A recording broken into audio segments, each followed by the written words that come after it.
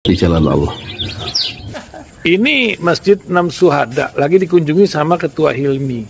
Modal awalnya berapa Pak Yudi Pramuko? 750.000 rupiah aja. Jadi ini 500 jutaan nih barang. Sekarang udah habis 310. Masya Allah, tuh udah pakai keramik, plafonnya tinggal. Granit tuh kayak marmer. Tuh, Masya Allah nih, sampai juga kita ke sini.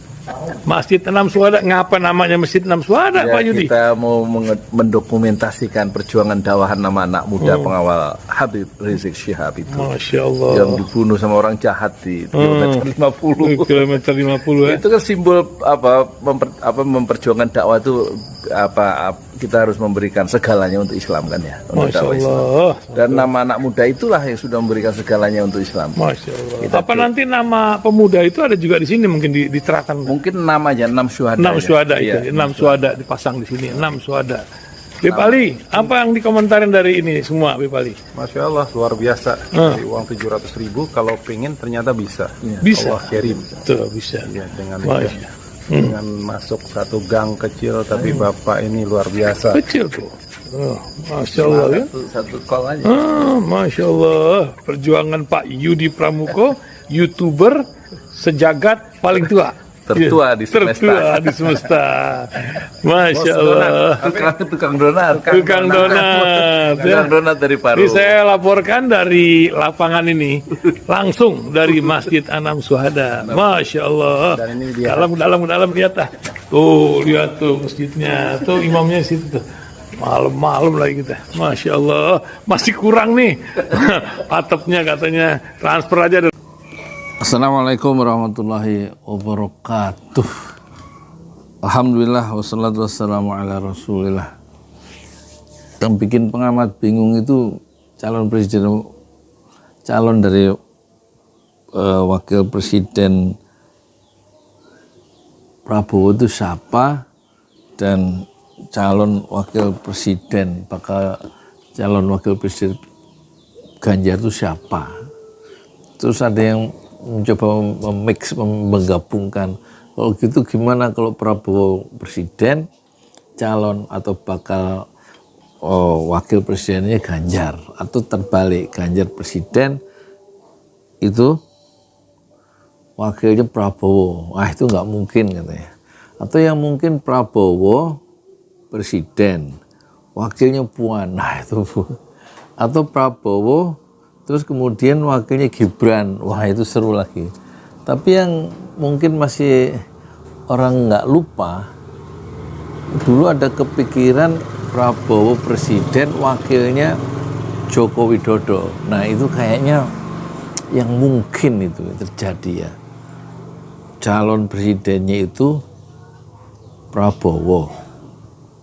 Tiba-tiba ada kejutan. Wakil presidennya adalah Joko Widodo. Ya mungkin para ahli hukum mengatakan itu nggak mungkin, seperti Yusril dan lain-lain. Tetapi kekuasaan bisa memaksa dan mengubah hukum. Gitu. Kenapa Joko Widodo akan nekat bersama Prabowo? Prabowo punya ambisi jadi presiden, sementara Joko Widodo punya ambisi menyelesaikan proyek-proyek yang belum selesai, legasi dia, warisan dia 1 IKN, kemudian kereta cepat, kemudian yang terakhir adalah Rempang. Itu siapa yang mau menyelesaikan proyek-proyek besar ini? Ya kan? Kecuali Jokowi masih punya grip ya terhadap kekuasaan, dan itu berarti perpanjangan kekuasaan Jokowi bersama Prabowo dan ikut pemilu sah, dan nggak ada yang melarang, karena yang dilarang adalah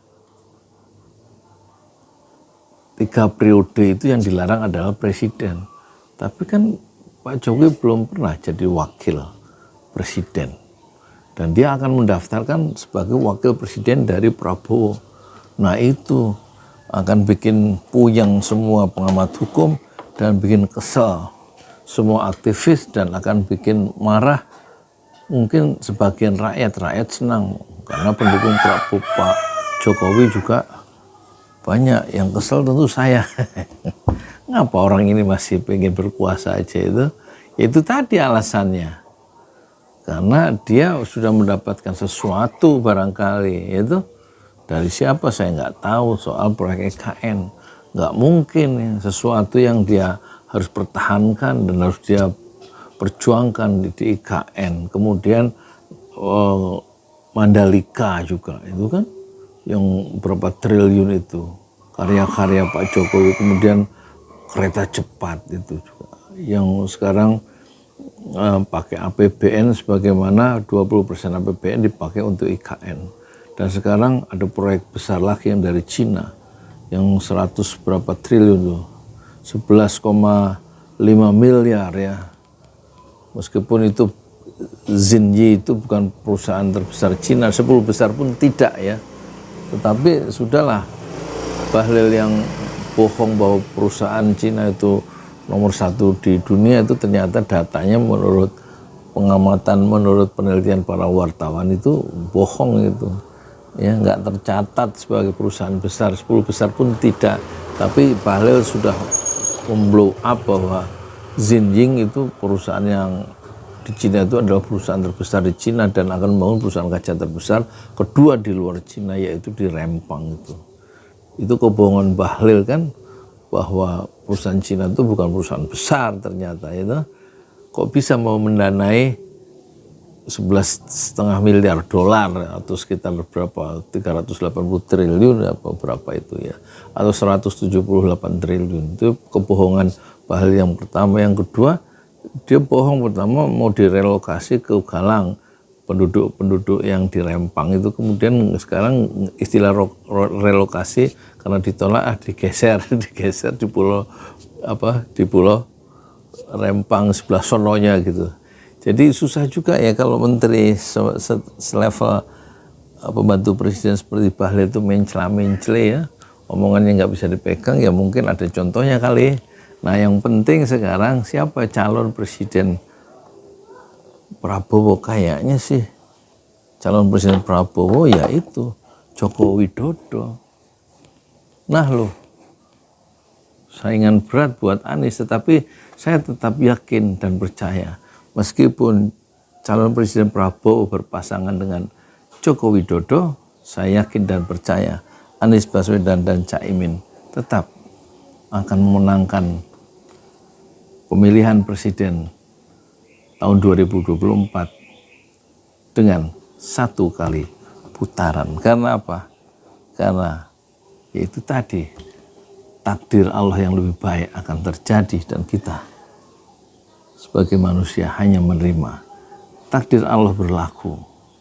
Anies Baswedan jadi presiden dan kita menerima takdir Allah yang berlaku itu. Assalamualaikum warahmatullahi wabarakatuh.